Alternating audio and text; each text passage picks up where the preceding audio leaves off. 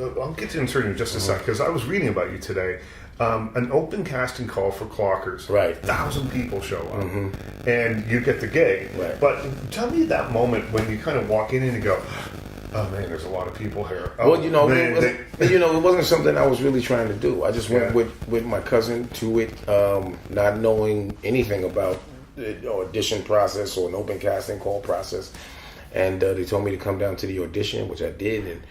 And Spike Lee auditioned me about 7 to 8 different times, and I had to read with Harvey Keitel and Isaiah Washington and do improvisations. And I'd never done that type of stuff before, so to have gotten that, it was a whirlwind. So I just thought that was the norm. This is easy. It's how you cast movies. 1,000 people come in. I didn't know anything about that process. Right. Wow.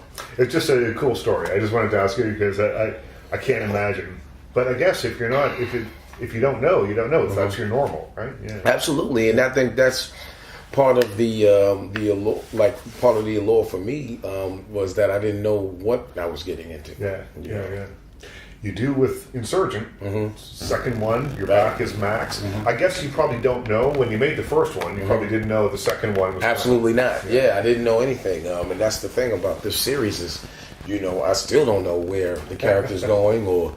Which is not typical for filmmaking. Usually, you read the whole script, you know what's happening from beginning to end, and you adjust accordingly.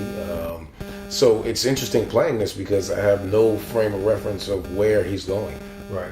Well, because he seems to change a little bit in this movie. Like, when I first saw him, I thought, well, he's a bad guy. He's kind of a bad guy anyway. He's doing what he's told. But there's that thing they call the ordinariness of evil, where it's just people just do their job, do whatever they're told, no matter what that job is. But it turns out that I don't think Max is a villain. I think that he is someone who's doing what he's told to do, but he's doing it in the most humane way possible, I think. Absolutely, and that's a great observation. I think that he's not a villain at all in any way, shape, or form. I think that him being the leader of the Dauntless, he's tasked with protecting this society that they built out of this rubble that they've been building. And, and I really feel like he wholeheartedly believes that expunging the divergence and the rebel factionalists that are fighting against society and what they've built to sort of have the longevity of the human race and this society, he's not doing it in a malicious way. I think that he's not, getting pleasure from other people's pain or anything. I think he looks at it as a necessary evil, whereas, you have Jai's character who's evil. He's the guy who is moving in a very malicious tone. He's condescending. He kills indiscriminately. And that's what really makes him the bad guy. I really feel like even though, Max is going against Shailene and Theo, our leads, I don't think it necessarily makes him bad. No, I don't think so. And there's one scene, I won't give it away, there's one scene in particular where I was like, this is it. And it felt to me like it's setting Max up for something more. Yeah, I would hope so. And that's the thing about this thing. I don't know what's happening, so I'm on a journey with the audience, just like anybody else. So, I would love to see some of who he is come full circle. And because things have changed. Now at the end of that movie, everything's different now. Everything's different. So, Dauntless will... maybe still, I don't know. Yeah, who knows? Still be there or not, right? And so, they say that there's other people outside the wall. Yeah.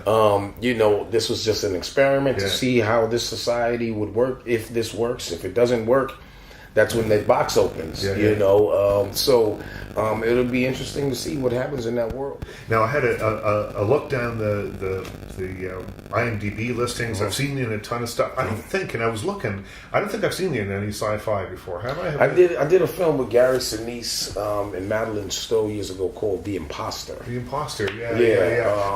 But are you not a sci-fi fan, or are you? I love sci-fi. Do you? Yeah, absolutely. And then I did a TV show called Torchwood, which kind of dealt with sci-fi and stars, the moons, the quasars, and all this other stuff. But I am a big fan of sci-fi. I always have been.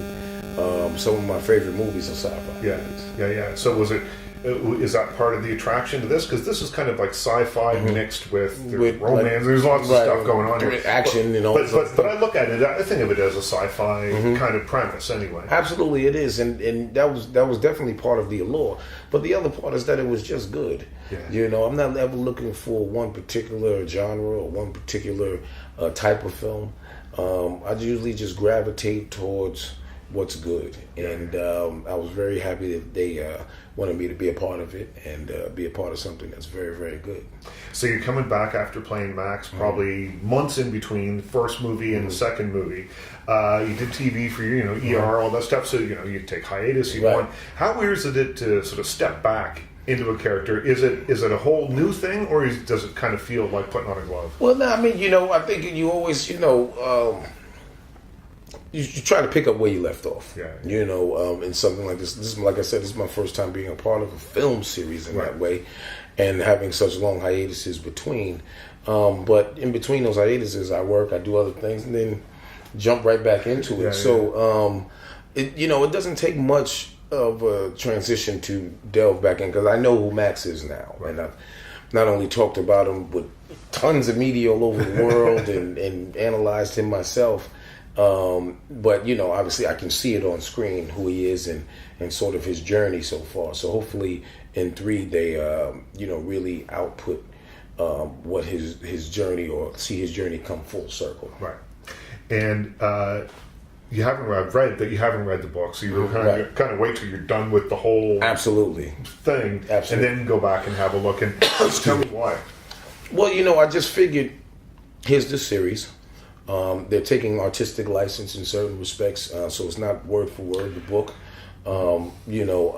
And for me, it just seemed like more fun to do the series and then read the books and compare. I didn't think I was going to gain anything by reading the books, and from what I read on the page and from the script, I didn't think that there was any more insight that the character was going to, following the script. So I'm curious to read them and see where they go with it. And the book and the film are two different things. Right. I mean, somebody asked Raymond Chandler one time, the famous crime novelist, and said, "How do you feel about Hollywood ruining all your books?" He goes, "They're not ruining. They're right up there on the shelf. They're fine. They're two different things." Right. Absolutely. That's the mentality. So we've got just a couple minutes left. I wanted to ask you. I was reading about you, and you said that you've always wanted to play Al Green or Marvin Gaye on screen. Big biopics of Get On Up was just out, which was wicked, and such great stories and stuff. What is it about those two guys in particular? I mean, I think I probably know, but I'd like to hear. I mean, they both went on a journey.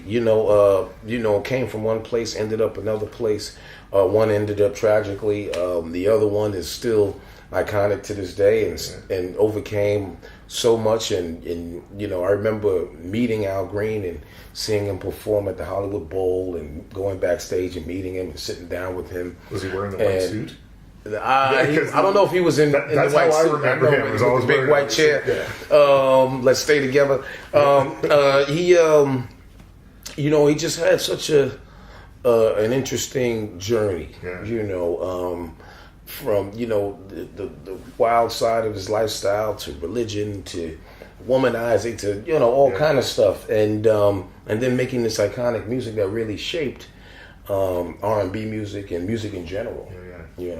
So it seems like a fun, multi-layered character, to portray. Yeah, and Marvin's the same thing. I mean, the David Ritz book about him, I don't know if you've read it. I didn't read that. If you haven't, check it out, man. Yeah, it is the story, the story, but it's so well told here, and man, I mean, talk about multifaceted life. Right. And like a troubled guy who just tried his whole life to get back on track. It just felt that way. Never could get quite there. Yeah, but that's the stuff of great drama, right? Absolutely. All right. Perfect. Nice to see you. Hey, pleasure. Thanks. Really.